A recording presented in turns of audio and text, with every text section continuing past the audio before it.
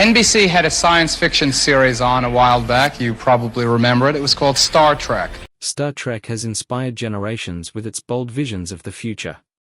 You've been in fantasy, and obviously you're in Apollo 13, but you've never been in a kind of science fiction film. The series is known for its memorable characters and groundbreaking ideas, but beyond the starships and space battles, it's packed with hidden details, clever tricks, and behind-the-scenes secrets. You come up on the other side and see my face and the tears are screaming, and I'm in this struggle. There wasn't time to do this more than once. Many fans never realize the depth of these secrets, from reused props to subtle nods and in-jokes. The franchise is full of surprises waiting to be uncovered. We got it done, and when that show went on the air, my mail just went like that. Join us as we talk about things fans never noticed about Star Trek. 15. The most difficult scene fans never notice. These things about Star Trek reveal some of the show's most powerful behind-the-scenes stories. Grace Lee Whitney, who played Yeoman Janice Rand in Star Trek, the original series, had a career marked by both triumph and trauma. Originally cast as a recurring character and a possible love interest for Captain Kirk, she was abruptly written out of the show after just a few episodes. Years later, Whitney revealed she had been a victim of sexual assault by a studio executive around the time of her departure, something she believed contributed to her being let go. One of her most difficult scenes was in The Enemy Within, where an evil version of Kirk tries to assault Rand. Though deeply uncomfortable to film, she credited William Shatner for being respectful during that moment. After years of battling addiction, Whitney eventually returned to Star Trek in films and Voyager. Fans remember her for her strength and for saying, "Spock never needed me for my body, he needed me for my feelings," highlighting the quiet respect her character found in him. 14. Sabotaged by NBC. Star Trek, the original series wasn't just cancelled, it was quietly sabotaged. After 2 seasons of growing popularity and a massive fan-led letter-writing campaign, NBC renewed the show for a 3rd season, but with a catch: the network slashed the budget by more than 60% and moved the show to the dreaded Friday 10 p.m. time slot, where viewership was guaranteed to drop. With so little money, writers were forced to reuse sets, limit special effects, and simplify scripts to fit whatever resources were available. The show's signature creativity suffered. Gene Roddenberry, frustrated with NBC's treatment, stepped back from the series entirely. While the network didn't cancel Star Trek outright, it's clear they set it up to fail. Many fans see this as a calculated move, appeasing the fan base with a renewal while ensuring the show wouldn't survive long. Ironically, the series became a cultural icon only after NBC let it die. 13. William Shatner and Leonard Nimoy's complicated relationship. William Shatner and Leonard Nimoy shared one of Star Trek's most iconic on-screen partnerships, but their real-life relationship was far more complex. Early on during the original series, the two weren't particularly close. Shatner, as the lead, reportedly felt threatened by Nimoy's rising popularity as Spock. Over time, however, mutual respect and shared experiences turned them into genuine friends. They attended conventions together, appeared in interviews, and supported each other through major life events. But their friendship took a painful turn in the final years of Nimoy's life. According to Shatner, Nimoy suddenly stopped speaking to him without explanation. Many believe it stemmed from Shatner using footage of Nimoy in his documentary The Captains without getting proper permission. Nimoy reportedly saw this as a betrayal and never reconciled with Shatner before his death in 2015. Shatner did not attend Nimoy's funeral, citing a charity commitment, which drew public criticism. Still, he later expressed deep regret, saying he tried to make amends but never got the chance. In interviews and in his book Leonard, and My 50-Year Friendship with a Remarkable Man, Shatner openly mourned the loss, not just of a co-star, but of a complicated, cherished friend. 12. The Klingons' belt buckles. If you watched the episode Day of the Dove from Star Trek, the original series, you probably noticed the Klingons storming around in their usual grumpy, war-ready style. They had tough attitudes, slicked back hair, and uniforms that screamed alien military. But did you ever really look at their belts? No, seriously, take a closer look. What might seem like shiny high-tech armor or a futuristic buckle is, in reality, something much simpler and way cheaper. It's bubble wrap. Yes, the same stuff you pop for fun when a package arrives. The Klingon belt buckles in this episode were actually made from regular old bubble wrap, painted gold to make it look like advanced alien tech. Once you know this, it's almost impossible to unsee it. The bubbly texture is right there, catching the light just enough to give away its earthly origins.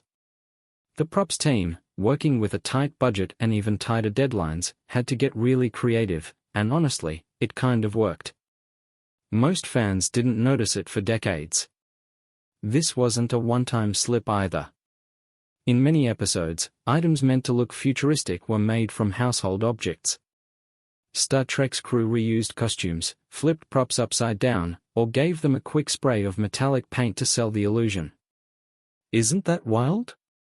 Involving the original series, the tunics, the very short female Starfleet uniforms, we have Spock, we have Kirk. You're watching Klingons thinking they're decked out in alien gear, but really they're just rocking gold-painted shipping supplies. 11. The Fesarius was made out of ping-pong balls. However, if you're surprised that the Klingons' belt buckles were made of bubble wrap, wait until you see what they used to build one of the most iconic alien ships in Star Trek, the original series. In the episode The Corbomite Maneuver, viewers were introduced to a mysterious and massive spherical spaceship called the Fesarius. This glowing vessel belonged to the powerful First Federation and was meant to look far more advanced than anything the crew of the Enterprise had ever seen. But the real secret? The Fesarius was made almost entirely out of ping-pong balls. Yes, the model for this gigantic alien ship was covered in hundreds of ping-pong balls, many cut in half, glued to the surface, and painted to give the illusion of futuristic tech. The effect was strangely perfect on the low-resolution televisions of the 1960s. The ping-pong balls gave the ship a smooth, glowing texture that felt high-tech and intimidating. The prop department didn't have a big Hollywood budget, and they had to be clever, using anything they could find in hardware stores, toy aisles, and local markets. Ping-pong balls were cheap, lightweight, and easy to modify. When carefully arranged and lit from the right angles, they looked like clusters of alien sensors or energy emitters. What's amazing is how well the illusion held up. Fans watched in awe as the Fesarius hovered on screen, never realizing they were looking at painted sports equipment. It's another brilliant example of the show's creative problem-solving and the magic of old-school practical effects.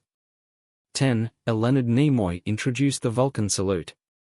When Star Trek, the original series first aired, no one could have predicted that a simple hand gesture would become one of the most iconic images in science fiction. The Vulcan salute, paired with the phrase, "Live long and prosper, live long to pal and prosper, live long and prosper," was first seen in the episode Amok Time. It quickly became a powerful symbol of Vulcan culture and a universal sign of peace among fans. But what many people don't realize is that the salute wasn't part of the original script, it came straight from Leonard Nimoy's personal life. Nimoy, who played the legendary Mr. Spock, grew up in a close-knit Jewish community in the West End of Boston. As a child, he often attended services at an Orthodox synagogue. During one of these services, he witnessed a powerful moment that would stay with him forever.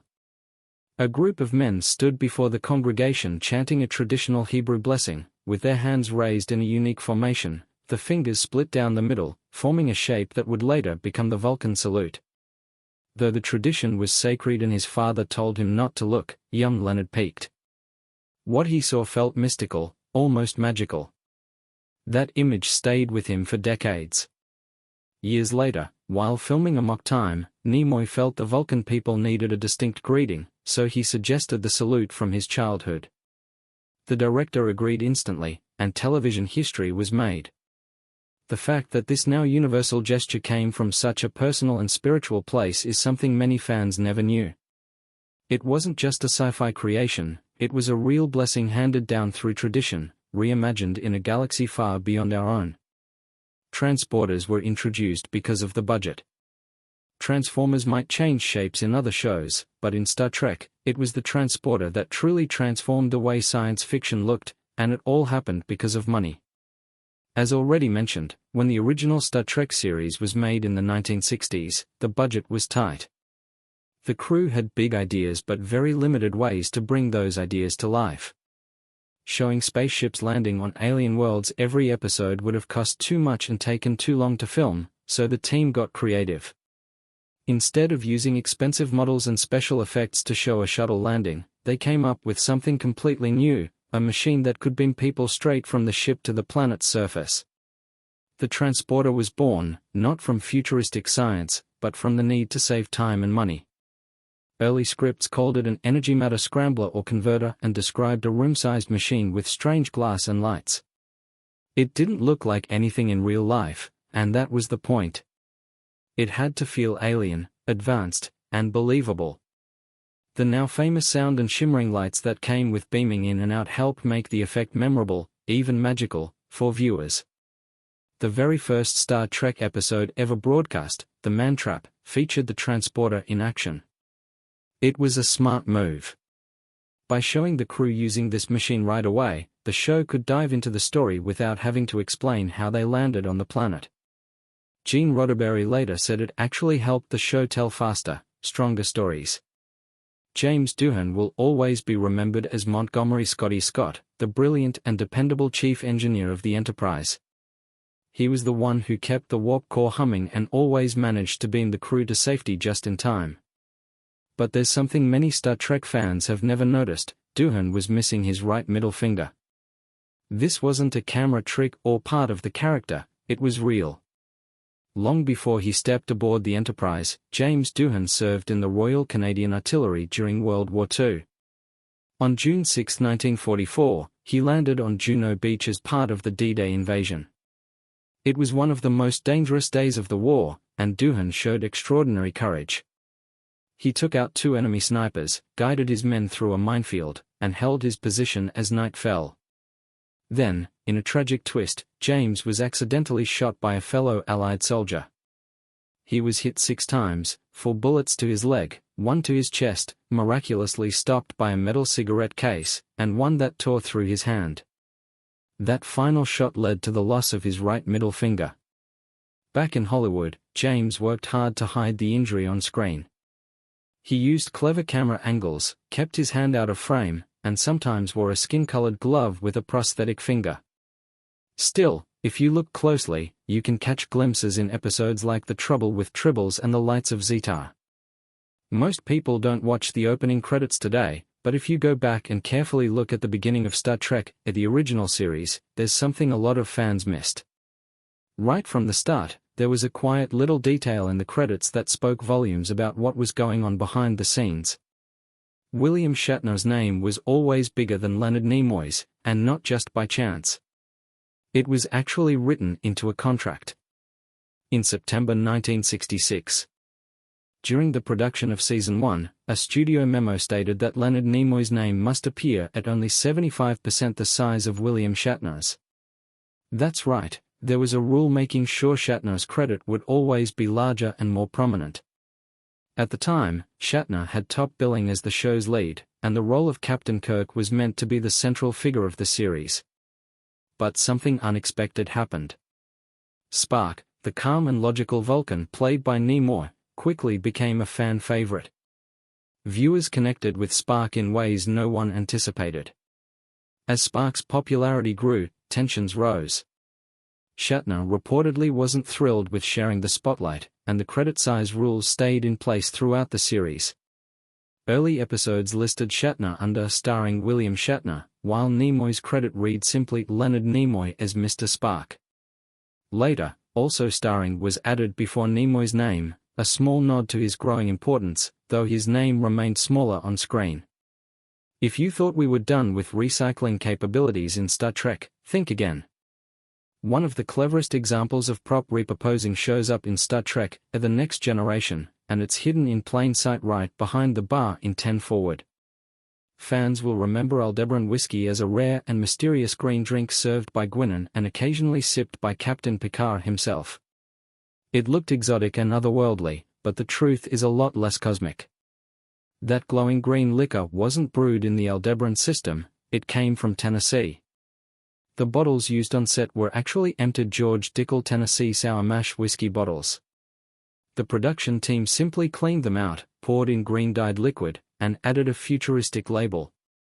Just like that, regular Earth whiskey became interstellar booze. This kind of creative reimagining was typical for the Star Trek props department.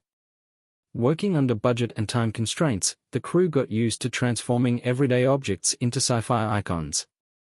Romulan ale was just blue-colored water. Saurian brandy came in decorative glass decanters from local stores. Klingon blood wine often sat inside repurposed wine bottles or even shampoo containers dressed up with wax seals and bold labels. The props team didn't stop at bottles either. Forge tools were sometimes made from dental picks or parts from model trains. Even dilithium crystals, one of the most crucial elements in the Star Trek universe, were often nothing more than mold plastic or resin pieces lit from below.